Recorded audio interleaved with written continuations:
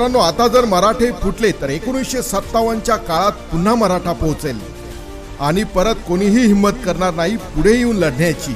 या एकीसाठी 400 वर्षे लागली आणि आता जर फसलो तर पुढे नामशेष होण्याची चिन्ह दिसत आहे।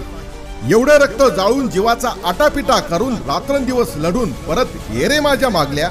मित्रांनो, नेतृत्वाचे भले काही चुकले असेल तर समोर येऊन बोलू शकता। तुम्ही समोर येऊन बोलत नाही याचा अर्थ तुमच्या मनात काहीतरी काळबेर आहे।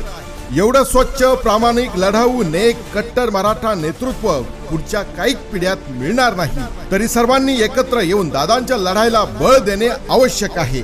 जय जिजाऊ, जय शिवराय, एक गरजवंत मराठा।